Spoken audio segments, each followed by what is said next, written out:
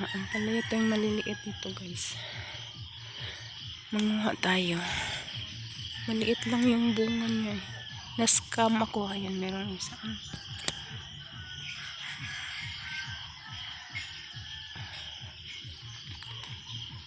Na-scam ako sa binilhan ko ng buto. Ito pa. Pero matanda na to. Maliit lang. Kukunin natin yan. Pero mahirap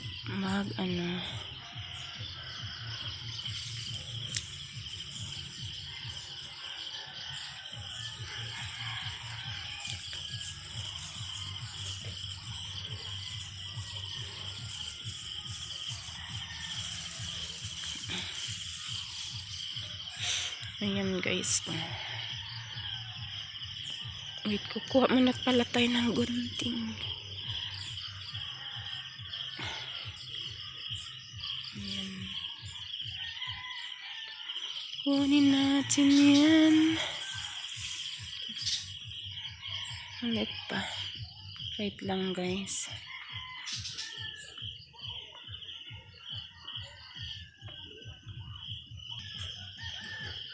Good morning pala sa inyong lahat guys. Sasamahan niyo ako manguha dito sa ating ampalayang maliliit.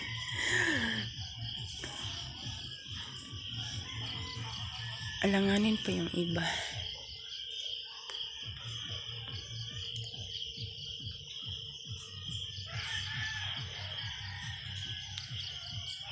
Ang aking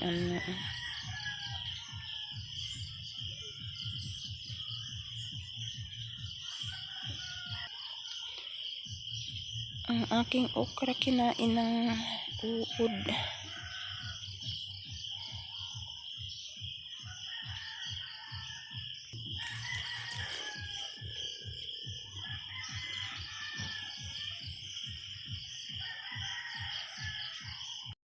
So ito lang guys yung nakuha natin. 3 peraso lang. Ayan ang liliit.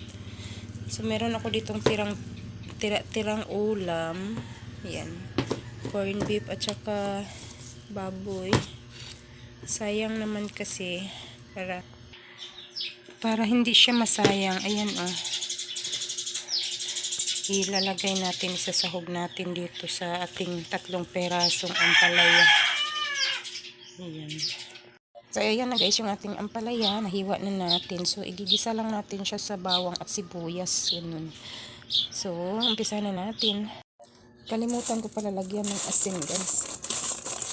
So, kailangan lagyan pala muna ng asin para hindi mapait.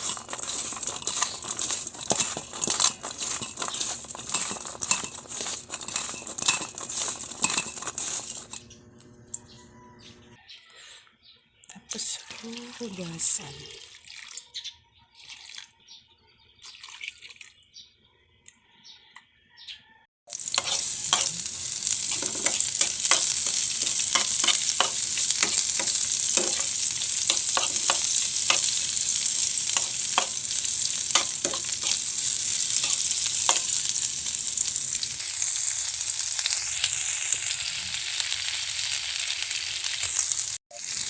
Ang hirap kasi wala akong mapaglagyan sa cellphone. Kaya hawak-hawak ko na lang.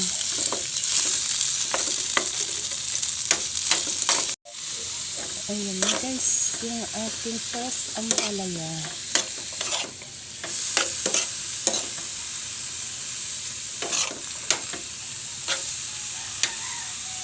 So, lagyan natin ng oyster. Lagay natin itong oyster. So, nilagyan ko na ito ng konting asin lang guys. Konti. Saka seasoning. Bitchin.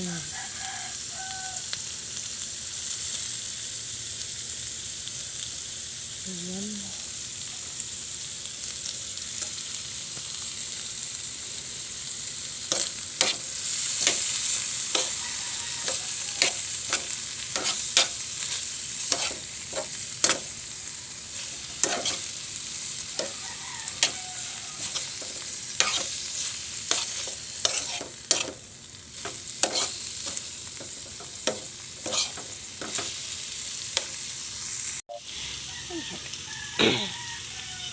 takpan lang natin para maluto yung ampalaya.